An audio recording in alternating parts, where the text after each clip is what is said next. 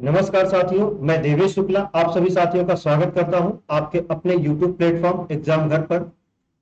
जैसा कि आप सब जानते हैं कि हम जो है आपके साथ में मिलकर के क्या इस सीरीज में उत्तर प्रदेश विशेष को देख रहे हैं। और उसी सीरीज का आज जो है हमारा एक नया टॉपिक लेकर के आपके लिए आए हैं। उत्तर प्रदेश पर्यटन एवं ऐतिहासिक धार्मिक स्थल, यानी कि जो उत्तर प्रदेश में पर्यटन है या फिर उत्तर प्रदेश में आपके जो ऐतिहासिक धार्मिक स्थल हैं उनके बारे में आज जानेंगे। एग्जाम में यहाँ से आपके एक डायरेक्ट प्रश्न आता है कि जैसे आपसे पूछ लिया कि बहू बेगम का मकबरा कहाँ स्थित है, तो अब आपको बताना होगा कि जो बहू बेगम का मकबरा है वो उत्तर प्रदेश के किस स्थान पर स्थित होगा। इस तरह से आपसे पूछा जाता है, कभी कभी धार्मिक स्थलों के बारे में पूछ लेता है कि कनक भवन उत्तर प्रदेश के किस जिले में स्थित है या फिर किस स्थान पर स्थित है। तो इस तरह से आपके एग्जाम में प्रश्न आते हैं। तो जो पर्यटन और जो ऐतिहासिक धार्मिक स्थल है ये क्या है आपके जो एग्जाम है एग्जाम के दृष्टिकोण से बहुत ही महत्वपूर्ण हो जाते हैं। अब सबसे बड़ी बात है, अगर आप सोचे दिमाग पे जोर डालें कि आखिर हमें पर्यटन और धार्मिक स्थलों पढ़ने क्यों है या फिर हमें पर्यटन की जरूरत क्या है, क्यों हमारी सरकारें, क्यों जो हमारे सरकारें हैं वो धार्मिक स्थलों को बढ़ावा देती हैं, पर्यटन स्थलों का डेवलपमेंट करती हैं, ऐसी उनको ऐसी क्या जरूरत है, उससे उन्हें क्या फायदा है। तो इससे उनको क्या फायदा है या फिर जो हम लोग हैं हम लोगों को क्या फायदा है, वहां के लोकल्स का क्या फायदा है, ये सारी चीजें भी आपके लिए जानने क्या है जरूरी है। देखिए, किसी भी जब आप समझ ऐसे समझिए, अगर आपके आसपास कोई मंदिर है बड़ा थोड़ा सा और उस पर कोई मेला लगता है, क्या लगता है, मेला लगता है, तो वो एक तरह का क्या हो गया आपका धार्मिक स्थल हो गया। क्या हो गया आपका धार्मिक स्थल हो गया। अब देखते हैं कि अगर साल में 2 बार वहां पे मेला लगता है, क्या है, अगर मान लीजिए एक साल में वहां पर 2 मेले लगे, ठीक है, तो आप देखेंगे कि वहां जब मेला लगता है तो वहां पे आसपास से 7 8 10 किलोमीटर के लोग आते हैं, 10 से 20 किलोमीटर के लोग वहां पे आते हैं।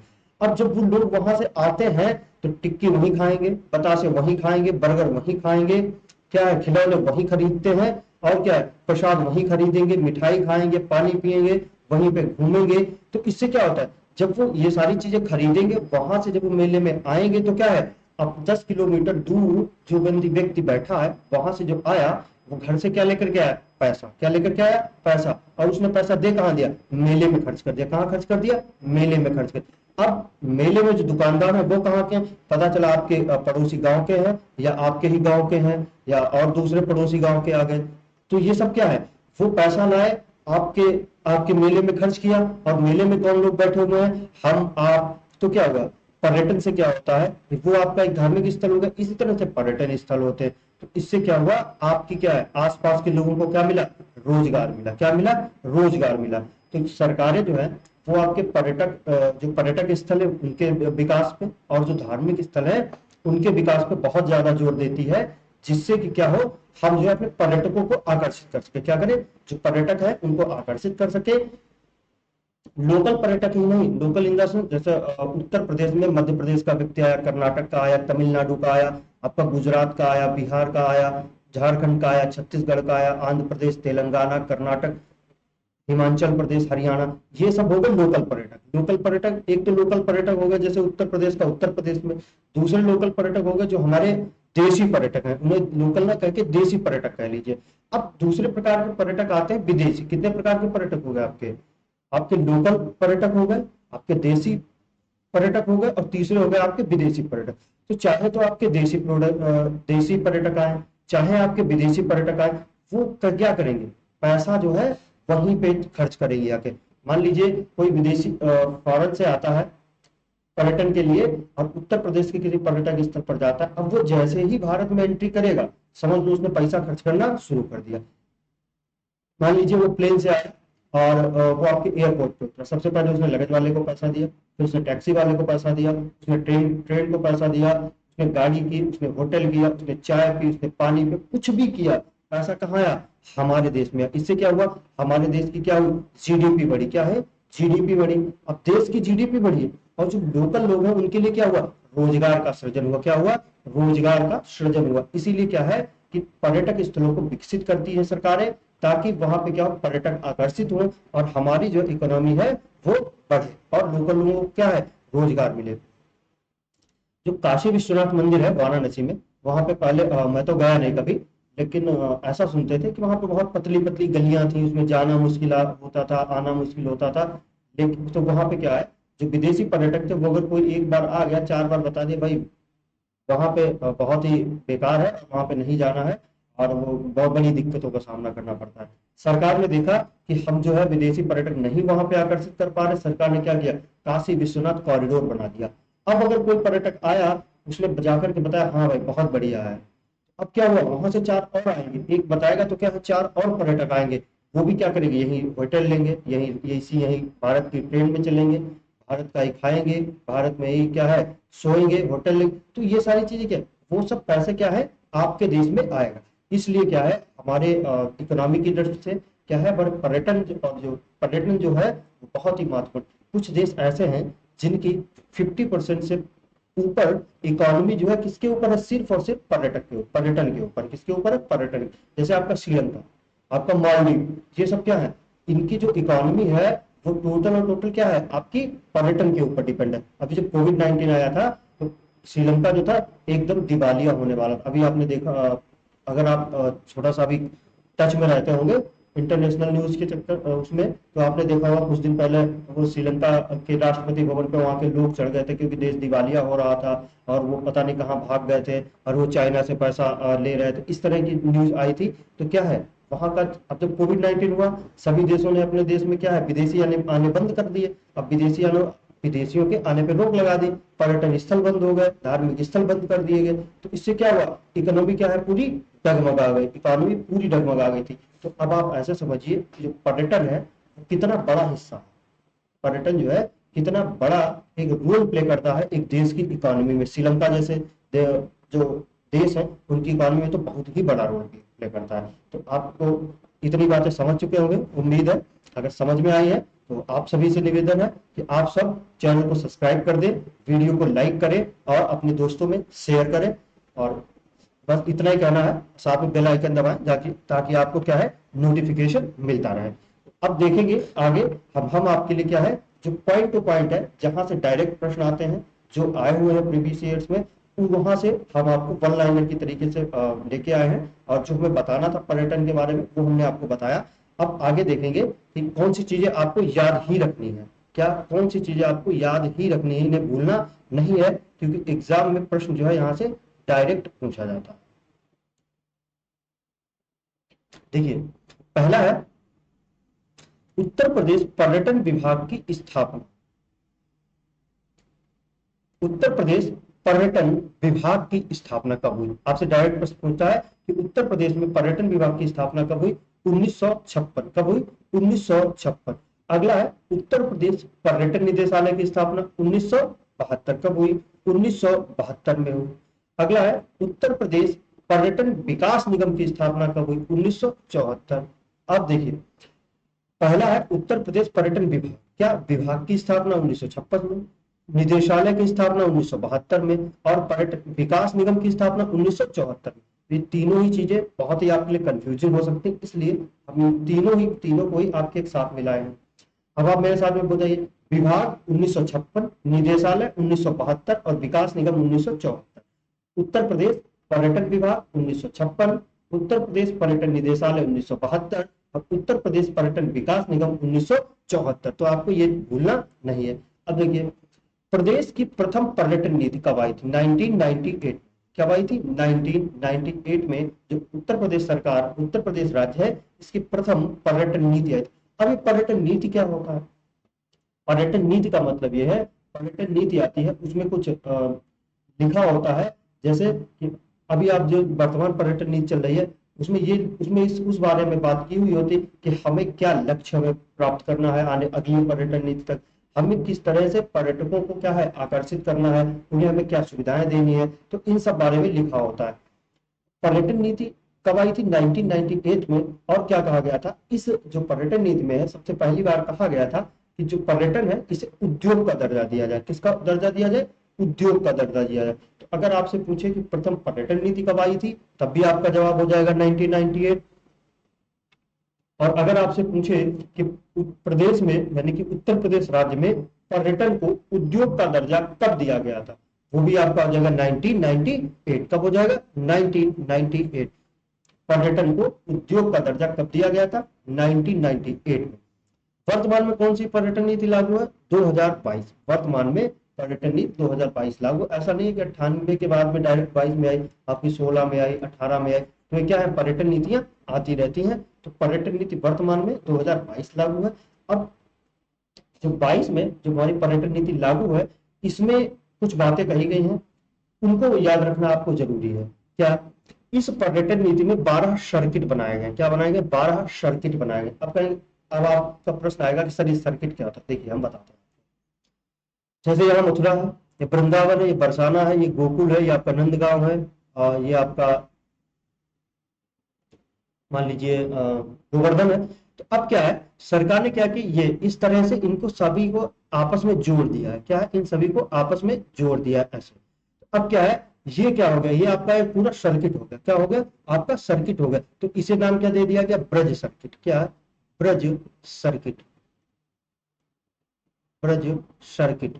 इसी तरह से सरकार ने इस नीति के तहत, इस नीति में कहा गया कि हमें प्रदेश में कितने सर्किट बनाने हैं? 12 सर्किट। कितने? टोटल 12 सर्किट बनाए हैं। कितने बनाए गए? 12 सर्किट। जैसे ब्रज सर्किट आपका यहाँ हो गया, आपका अयोध्या साइड में, अयोध्या है, चित्रकूट है, इन सबको मिलाकर के क्या बना दिया? आपका रामायण सर्किट बना दिया गया। रामायण सर्किट। क्या? रामायण सर्किट।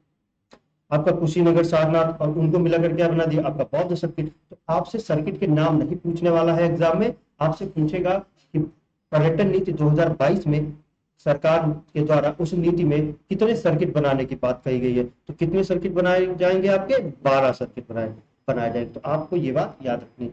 अब इस नीति का लक्ष्य क्या है? लक्ष्य देखिए, इस पर्यटन नीति का लक्ष्य घरेलू स्तर पर शीर्ष पर्यटन स्थल, घरेलू स्तर पर शीर्ष पर्यटन स्थल। इसका मतलब ये हुआ कि अब भारत में सबसे ज्यादा हमें क्या है, पर्यटक आकर्षित करने, पहले नंबर पे आना है। दूसरा, और विदेशी पर्यटकों के आगमन के मामले में शीर्ष पर लाने का लक्ष्य है। इसमें पर्यटन नीति में 2 लक्ष्य है। आपका घरेलू स्तर पे भी शीर्ष पे पर्यटन आकर्षित करने के मामले में टॉप पे पहुंचना है, और क्या है, विदेशी पर्यटकों के आगमन में भी क्या है, हमें शीर्ष पर पहुंचना। 2022 की जो पर्यटन नीति है, इसमें क्या है, इसका ये लक्ष्य रखा गया। तो ये बात आपको याद रखनी है। 2000 करोड़ का निवेश आकर्षित करना और 10% की प्रतिवर्ष क्षेत्रीय वृद्धि दर हासिल करना, 2 चीजें हासिल करना। क्या? 2000 करोड़ का निवेश। अब कहोगे सर आप निवेश कैसे आएगा? निवेश क्या आता है, जैसे अयोध्या में अभी श्री राम जन्मभूमि पर मंदिर का निर्माण, उसका उद्घाटन हुआ। अब वहां पे पहले तो कुछ था नहीं, पहले तो वहां पे बाबरी मस्जिद थी। अब क्या है, अब खंडहर थे वहां पे। अब क्या है कि वहां पे जो है मंदिर बन गया, अच्छा सा भव्य मंदिर बन गया है। अब वहां पे पर्यटक क्या होंगे, आकर्षित होंगे। हमारे देश से, विदेशों से, हर जगह से पर्यटक आएंगे। अब जब पर्यटक आएंगे तो उन्हें आपका होटल भी चाहिए 5 स्टार, उनको वहां पे रेलवे स्टेशन भी चकाचक चाहिए, उनको वहां पे आपको प्लेन एयरपोर्ट भी चाहिए। तो सारी सुविधाएं वहां पे चाहिए। तो इन सुविधाओं, जब ये वहां पे एयरपोर्ट बनेगा, आपके railway station high class, high level के बनेंगे, आपका वहां पे होटल्स बनेंगे 5 स्टार, 3 स्टार, तो क्या होगा, वहां पे क्या आएगा, निवेश आएगा। क्या होगा, निवेश आएगा। तो यही कहा गया है कि 2000 करोड़ का निवेश आकर्षित करना और 10% की प्रतिवर्ष क्षेत्रीय वृद्धि दर भी हासिल करना क्या है, पर्यटन नीति 2022 का लक्ष्य है। तो आपको ये बात याद रखनी है कि पर्यटन नीति 2022 का लक्ष्य है। आगे देखें, उत्तर प्रदेश में कुल 3 विश्व धरोहर है। यूनेस्को की जो वर्ल्ड हेरिटेज साइट है, उत्तर प्रदेश में कितनी है? आपको याद रखना है 3 है। आपसे डायरेक्ट क्वेश्चन पूछता है कि ताजमहल को विश्व धरोहर स्थल में किस साल में या किस सन में शामिल किया गया? तो आपको पता याद रखना है कि पहले तो है कौन कौन 3, ताजमहल, आगरा का किला और फतेहपुर सीकरी। कौन कौन? ताजमहल, आगरा का किला और फतेहपुर सीकरी।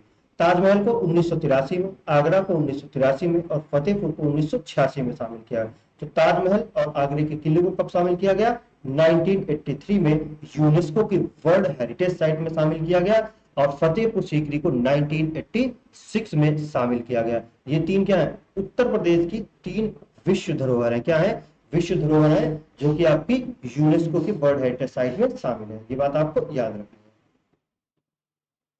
आगे देखेंगे प्रदेश के प्रमुख पर्यटक स्थल। अब हम देखेंगे हमारे जो प्रदेश में प्रमुख पर्यटक स्थल कौन से हैं, और आपको भी ध्यान रखना है कि कौन सा पर्यटक स्थल कहां पर। तो सबसे पहले हम देखेंगे आगरा। क्या देखेंगे? आगरा यमुना नदी के तट पर है। ये आपको मैंने 50 बार बताया है, 500 बार बताया है कि ये आगरा कहाँ है? यमुना नदी के तट पर।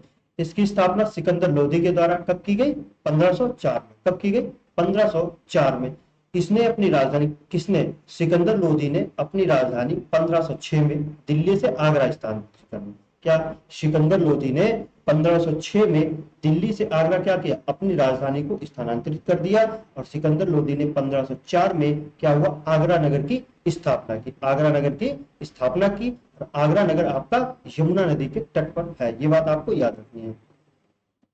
आगरा में स्थित ताजमहल को 1632 में शाहजहां ने बनवाया। किसने बनवाया? शाहजहां ने बनवाया। बनवाया नहीं, यानी कि बनवाना शुरू किया था 1632 से।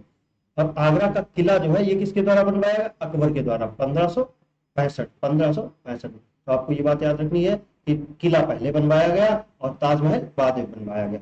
आगरा का किला अकबर ने बनवाया और आगरा का ताजमहल शाहजहां के द्वारा बनवाया गया।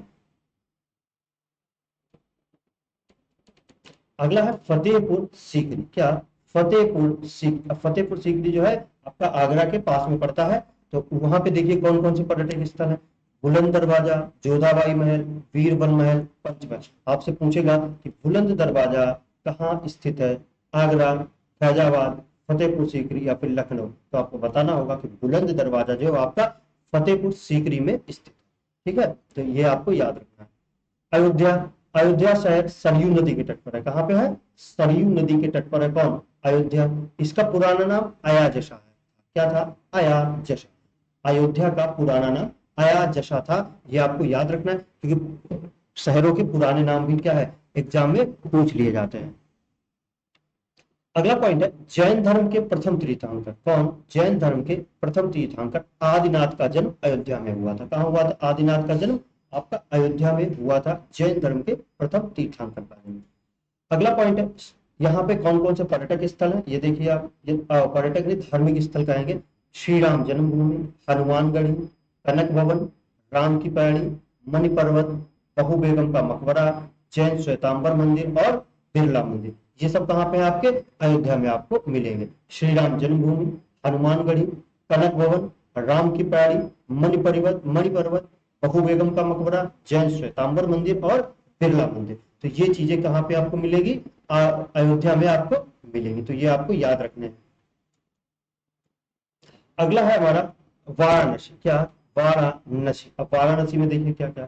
वाराणसी को काशी के नाम से जाना जाता है। क्या? वाराणसी को काशी के नाम से जाना जाता है। और ये कैसी नगरी? आपकी आध्यात्मिक और पौराणिक नगरी है। कैसी नगरी है? आपकी एक आध्यात्मिक एवं पौराणिक नगरी है। इसका उल्लेख सर्वप्रथम अथर्ववेद में, तत्पश्चात रामायण में और महाभारत में। देखिए जो बनारस है, वाराणसी है, इसको पहले क्या कहते थे? काशी कहते थे। इसकी ये कैसी नगरी है? आपकी आध्यात्मिक और पौराणिक नगरी। पौराणिक नगरी यानी कि बहुत पुरानी नगरी है। इसकी जो चर्चा है आपको अथर्ववेद में मिलेगी, रामायण में मिलेगी, आपको महाभारत में मिलेगी। इसका मतलब ये है यह जो है सबसे प्राचीन नगर है। क्या है? सबसे प्राचीन नगर है। क्योंकि इसकी चर्चा जो है आपका किसी दूसरे शहर की चर्चा नहीं मिलेगी, ना ये आपको अथर्ववेद में, ना रामायण में, ना महाभारत में। लेकिन आपको वाराणसी की जो चर्चा है वो आपका रामायण, महाभारत और अथर्ववेद आदि में मिलती है। तो ये क्या है? सबसे प्राचीन नगर है। ये बात आपको याद रखनी है। सबसे प्राचीन नगर तो काशी। यहाँ पे क्या है आपके धार्मिक स्थल? काशी विश्वनाथ मंदिर, जो हमने अभी आपको बताया, काशी विश्वनाथ कॉरिडोर। संकट मोचन हनुमान मंदिर, तुलसी मानस मंदिर, ज्ञानवापी मस्जिद। ये वही ज्ञानवापी मस्जिद है जिसमें बताया गया कि ये फव्वारा है या फिर शिवलिंग है। और रामनगर किला, ये आपको याद रखना है कि रामनगर का किला कहाँ है। तो आपका जो रामनगर का किला है वो आपका कहाँ है? वाराणसी। कहाँ पे है? वाराणसी में। कहाँ पे है? वाराणसी में। वाराणसी में कुल 84 घाट है। कितने घाट है? 84 घाट है। अब कौन कौन से हैं मुख्य घाट देखें। 80 घाट, हरिश्चंद्र घाट, तुलसी घाट, मणिकर्णिका घाट और अहिल्याबाई घाट। क्या है? ये कुछ प्रमुख घाट हैं। तो आपको ये भी याद रखना है। आगे बढ़ेंगे और अगला है हमारा सारनाथ। क्या? सारनाथ जैन और बौद्ध धर्म, जैन और बौद्ध धर्म के लिए तीर्थ यात्रियों के लिए एक महत्वपूर्ण स्थान है। यानी कि जो सारनाथ है वो जैन और बुद्ध दोनों तरह के जो तीर्थ यात्री हैं उनके लिए बहुत ही महत्वपूर्ण है। महात्मा बुद्ध ने अपना प्रथम उपदेश धम्म चक्र प्रवर्तन, क्या धम्म चक्र प्रवर्तन सारनाथ में ही दिया। महात्मा बुद्ध ने क्या किया, जब वो तपस्या कर रहे थे, ज्ञान की खोज में बैठे हुए थे, उनके साथ में 4 से 5 साथी और थे। ठीक है, 4 से 5 साथी और थे। इनको बैठे बैठे बहुत टाइम हो गया। अब 4-5 साथी जो थे वो परेशान हो गए कि भाई इनको ज्ञान इन्हीं को लेने दो, हम तो जा रहे हैं, इनको ज्ञान लेने दो, ज्ञान व्यान कुछ नहीं मिलने वाला है। क्या होता है कि वो इनके साथी जो होते हैं वो चले जाते हैं। फिर उसके कुछ समय बाद में बुद्ध को ज्ञान की प्राप्ति होती है। अब बुद्ध सोचते हैं कि जो हमारे साथी थे वो तो चले गए, लेकिन ये जो हमें ज्ञान की प्राप्ति, उनको ज्ञान की प्राप्ति होनी थी लेकिन नहीं हो पाई क्योंकि चले गए। तो बुद्ध क्या करते हैं, वो अपने जो साथी, जिन्हें इस बारे में शिष्य भी कहा गया, उन शिष्यों को ढूंढते हुए घूमते टहलते घूमते हैं कि वो सोचते हैं कि हम सबसे पहला जो ज्ञान है अपने उन्हीं साथियों को या अपने उन्हीं शिष्यों को देंगे जो हमारे साथ में तपस्या पे बैठे हुए थे। अब ये जाते हैं, ढूंढते ढूंढते नहीं मिलते हैं, और अंत में सारनाथ में इनको वही 5 इनके शिष्य, 4-5 या फिर साथी कहिए, वो इनको मिल जाते हैं। और ये पहला ज्ञान, पहला अपना जो ज्ञान होता है महात्मा बुद्ध उन्हीं शिष्यों को देते हैं, जो कि कहाँ पे देते हैं, सारनाथ में। इसलिए क्या है, महात्मा बुद्ध ने अपना प्रथम उपदेश कहाँ पे दिया था, सारनाथ में दिया था। और जो ये उपदेश दिया, इसे क्या कहा गया, इसे कहा गया धम्म चक्र प्रवर्तन। क्या कहा गया, धम्म चक्र प्रवर्तन। आपके एग्जाम में डायरेक्ट प्रश्न पूछता है कि महात्मा बुद्ध ने ज्ञान प्राप्ति के बाद अपना प्रथम उपदेश किस स्थान पर दिया, तो स्थान हो जाएगा आपका सारनाथ। क्या हो जाएगा, सारनाथ। दूसरा प्रश्न, महात्मा बुद्ध द्वारा दिए गए प्रथम उपदेश को क्या कहा गया, धम्म चक्र प्रवर्तन। क्या कहा गया, धम्म चक्र प्रवर्तन कहा गया। ये बात भी आपको याद रखनी। सारनाथ संग्रहालय में अशोक द्वारा बनवाया गया अशोक स्तंभ स्थित है। ये भी प्रश्न आपका आता है कि जो अशोक स्तंभ है वह किस संग्रहालय में संग्रहित है, तो वो है आपका सारनाथ संग्रहालय में। और अशोक स्तंभ को बनवाया किसने था, अशोक के द्वारा बनवाया गया। सारनाथ में और क्या है, धमेक स्तूप आपका सारनाथ में, चौखंडी स्तूप, धर्मराज का स्तूप, और मृगदाब पक्षी विहार, ये आपको याद रखना है। मृगदाब पक्षी विहार ये कहाँ पे है, ये भी आपका सारनाथ में है। धमेक स्तूप, चौखंडी स्तूप और धर्मराज का स्तूप, ये तीनों स्तूप कहाँ है आपके, ये जो है ये है आपके सारनाथ। अगला है प्रयाग। क्या, प्रयागराज। प्रयागराज का पुराना नाम प्रयाग, अकबर ने बदल के इसे क्या किया, इलाहाबाद, और योगी बाबा ने इसे बदल के फिर से क्या कर दिया, प्रयागराज। क्या कर दिया, प्रयागराज। प्रयागराज का पुराना नाम प्रयाग, अकबर ने बदल के किया इलाहाबाद, और बाद में योगी बाबा आए और योगी बाबा ने फिर से इसे पलट के क्या कर दिया, प्रयागराज। ये बात आपको याद रखनी। अगला पॉइंट, प्रयाग में प्रत्येक 12 वर्षों में महाकुंभ तथा 6 वर्षों में अर्धकुंभ। प्रयाग में प्रत्येक 12 वर्षों में महाकुंभ तथा 6 वर्षों में अर्धकुंभ मेले का आयोजन होता है। ये आपको याद रखना। यह नगर त्रिवेणी नदियों के संगम पर स्थित है। त्रिवेणी नदी है कौन, गंगा, यमुना और सरस्वती। प्रयागराज है ये गंगा, यमुना और सरस्वती की क्या है, संगम पर स्थित है। इस संगम को हम क्या कहते हैं, त्रिवेणी कहते हैं। सरस्वती क्या है, नदी विलुप्त हो चुकी है, क्या हो गई है, विलुप्त हो गई है। अब यहाँ पे सिर्फ ये 2 ही नदियां हैं, लेकिन इसे आज भी क्या बोला जाता है, त्रिवेणी बोला जाता है। और क्या है प्रयागराज में, प्रयागराज में एक अल्फ्रेड पार्क, जिसे कंपनी बाग या चंद्रशेखर आजाद के नाम से भी जाना जाता है। यह वही स्थान है जहां पर भारतीय क्रांतिकारी चंद्रशेखर आजाद ने अंग्रेजों के सामने आत्मसमर्पण न करते हुए स्वयं को गोली मार ली थी।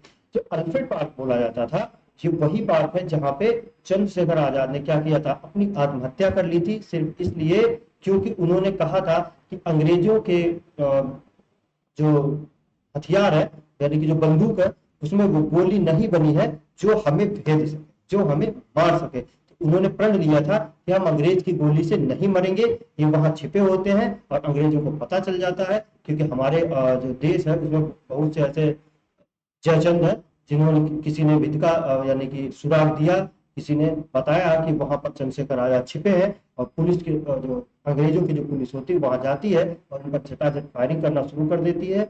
इनके जो पिस्टल होती है या बंदूक होती है उसमें सिर्फ एक गोली बचती है। उनको लगता है कि अगर हम ये भी चला देंगे तो क्या है, ये हमको घेर के क्या करेंगे, मार देंगे। इसलिए वो क्या करते हैं, वो जो गोली होती है वो खुद के ही मार लेते हैं, और क्या है, शहीद हो जाते हैं। तो नमन है हमें अपने ऐसे क्रांतिकारियों पे, ऐसे भारत देश के आजाद कराने वाले क्रांतिकारियों पे नमन है। अगला है इलाहाबाद के किले का निर्माण अकबर ने यमुना नदी के तट पर 1583 में कराया। कब कराया?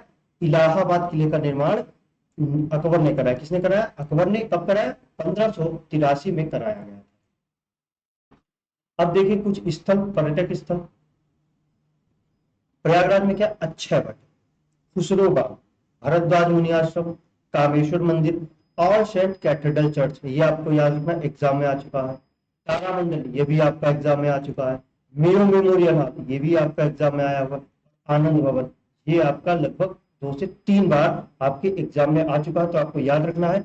ऑल सेंट कैथेड्रल चर्च आपका प्रयागराज में, जवाहर तारामंडल प्रयागराज में, मेयो मेमोरियल हॉल प्रयागराज में, आनंद भवन आपका प्रयागराज में। ये सारी चीजें आपको याद रखनी है।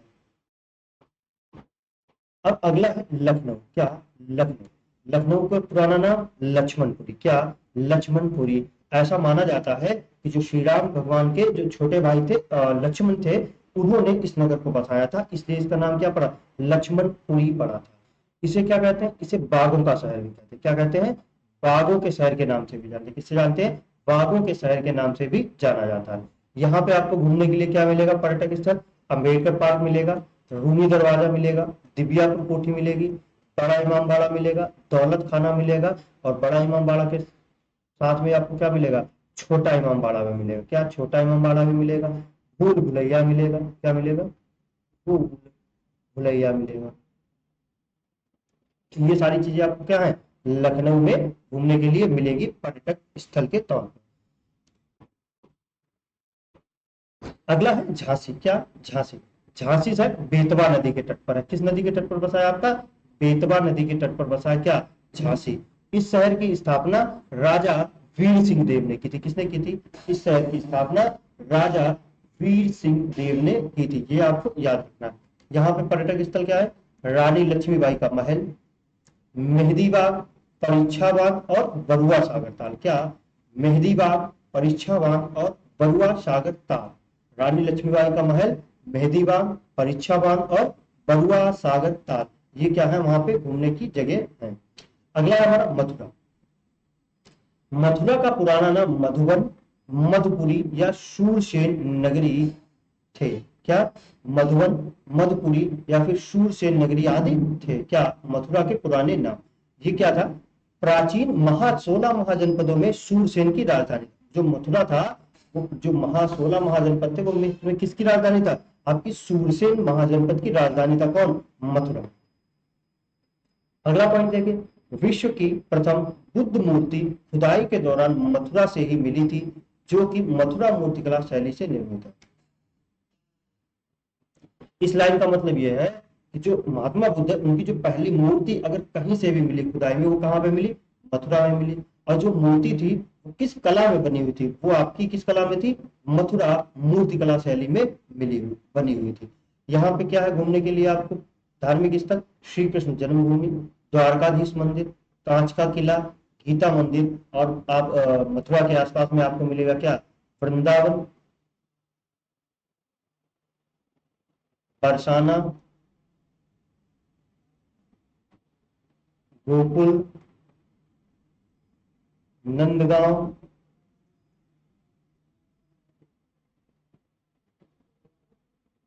तो ये सारी चीजें आपको क्या मिलेंगी मथुरा के आसपास। ये भी क्या है? आपके पर्यटक स्थल है। पर्यटक नहीं, धार्मिक स्थल कहेंगे इनको, धार्मिक स्थल कहेंगे। और वृंदावन में भी कई मंदिर है, जैसे आपका प्रेम मंदिर हो गया, वो आपसे डायरेक्ट पूछ सकता है कि प्रेम मंदिर किस स्थान पर स्थित है, तो आपका वृंदावन में स्थित है। तो ये सब चीजें आपको याद रखनी है मथुरा से लिए। अगला शहर है हमारा जौनपुर। जौनपुर को क्या कहा जाता है? पूर्व का सिराज। क्या कहा जाता है? पूर्व का सिराज। पूर्व का सिराज। पूर्व का सिराज किसे कहा जाता है? जौनपुर को कहा जाता है। इस शहर की स्थापना फिरोज शाह तुगलक ने अपने चचेरे भाई जौना जौना खां के सम्मान में कराई थी। किसमें? जौना खां के सम्मान में फिरोज शाह तुगलक ने क्या कराई थी? जौनपुर शहर की स्थापना कराई थी। पहला पॉइंट। सबसे महत्वपूर्ण पॉइंट यह है, इस जौनपुर में सरकी साम्राज्य किसने स्थापित किया? जौनपुर में सरकी साम्राज्य किसके द्वारा स्थापित किया गया था? वो है आपके मलिक सर्वर। क्या? मलिक सर्वर। ये आपके मोबाइल के टावर वाले सर्वर नहीं है, ये एक इंसान थे और इन्होंने क्या है जौनपुर में क्या किया था? इन्होंने सरकी साम्राज्य स्थापित किया था। कौन सा साम्राज्य? शर्की साम्राज्य स्थापित किया था। किसने? मलिक सर्वर। किसने? मलिक सर्वर। यहाँ पे आपको क्या मिलेगा? शाही किला मिलेगा, अटाला मस्जिद मिलेगी, झंझेरी मस्जिद मिलेगी, लाल दरवाजा मिलेगा और क्या मिलेगा? शाही पुल मिलेगा। अटाला मस्जिद आपके एग्जाम में पूछी जा चुकी है और ये आपका झंझेरी मस्जिद, ये दो जो है आपके एग्जाम में पूछे जा चुके हैं। अगला है कन्नौज। क्या? कन्नौज। कन्नौज को क्या कहते हैं? इत्र नगरी कहा जाता है। क्या कहा जाता है? इत्र नगरी कहा जाता है। गंगा नदी के तट पर बसा हुआ शहर है कौन? कन्नौज। इत्र नगरी कहा जाता है, गंगा नदी के तट पर बसा हुआ है। और इसका पुराना नाम क्या था? कान्य कुब्ज। कन्नौज का पुराना नाम कान्य कुब्ज। ये बात आपको याद रखनी। कन्नौज का पुराना नाम कान्य कुब्ज। अगला है सम्राट हर्ष के समय कन्नौज को इसकी समृद्धि के कारण नगर महोदय श्री नाम से जाना है। नगर महोदय श्री नाम से जाना जाता है। ये आपके यूपी पीसीएस में पूछा जा चुका है कि नगर महोदय श्री के नाम से किस शहर को जाना जाता है? तो नगर महोदय श्री के नाम से किसको जाना जाता है? कन्नौज को जाना जाता है। आपको ये याद रखना है, नगर महोदय श्री किसे कहते हैं? कन्नौज। यहाँ पे क्या है आपका? लाख बहोशी पक्षी अभ्यारण्य, जयचंद का किला, पद्मावती सती मंदिर आदि कहाँ पे आपके? कन्नौज में पाए जाते हैं। तो ये आपको याद रखना है। आगे कुछ और पॉइंट देखते हैं। कालिंजर का किला आपका कहाँ पे है? बांदा में है, ठीक है। और ये विंध्य पर्वतमाला पे है। किस पे? विंध्य विंध्य पर्वतमाला की पहाड़ी पर स्थित है। इसका निर्माण चंदेल शासक परम आदित्य देव ने कराया था। कालिंजर का जो किला है इसका निर्माण अगर आपसे पूछे किसने कराया था, तो परम आदित्य। और ये किससे? चंदेल शासक थे। चंदेल शासक परम आदित्य ने कालिंजर के किले का निर्माण करवाया था। और कालिंजर का किला कहाँ पे आपका? बांदा में है। ये आपको बांदा से याद रखना है। अगला पॉइंट है हस्तिनापुर शहर की स्थापना हस्तिन हस्तिन नामक राजा ने की थी। किसने? हस्तिन नामक राजा ने की थी। महाभारत काल में कौरव के राजाओं की राजधानी था, ठीक है। तो आपको ये बात याद रखनी है। हस्तिनापुर कहाँ पड़ता है आपका? मेरठ में पड़ता है। कहाँ पे पड़ता है? मेरठ में पड़ता है। हस्तिनापुर में स्थित है क्या? विदुर टीला, द्रौपदी घाट, पांडेश्वर मंदिर और कर्ण मंदिर आदि, ये सब कहाँ पे आपके? हस्तिनापुर में स्थित है। अगला है आपका कौशाम्बी। प्राचीन काल में वत्स महाजनपद की राजधानी था। बौद्ध काल में कौशाम्बी एक महत्वपूर्ण स्थान था। ये इतनी सारी बातें आपको याद रखनी है। आज की क्लास को यहीं पे समाप्त करेंगे और ये सारी चीजें हैं, एक बार ये क्लास आपने अगर मन से पढ़ी है तो हम आपको गारंटी देते हैं कि 99.99% जो प्रश्न है अगर आपसे पर्यटन और धार्मिक स्थल से पूछेगा तो इससे बाहर आपका नहीं जाएगा। कुछ और है जैसे आपका कुशीनगर हो गया, बाराबंकी हो गया, वहां पे देवा शरीफ मेला लगता है, बहराइच है। तो ये सारी चीजें अगर आप देखेंगे, ये सारे हमने इसलिए नहीं यहाँ पे लिए हैं क्योंकि ये सारी चीजें हम आपको जब हम आपको डिस्ट्रिक्ट वाइज पढ़ा रहे थे उसमें हमने सारी चीजें कवर की हुई हैं। जो चीजें नहीं कवर थी वो हमने यहाँ पे ली हैं और इसमें भी कुछ चीजें जो है हमने आपको एक बार फिर से रिपीट की है। तो आप पीछे वाली क्लासेस देखिए, इस क्लास को देखिए। आपका जो प्रश्न है वो आपका इनसे बाहर नहीं जाने वाला है। इसी के साथ में आज की क्लास को यहीं पे समाप्त करते हैं। धन्यवाद। राधे राधे।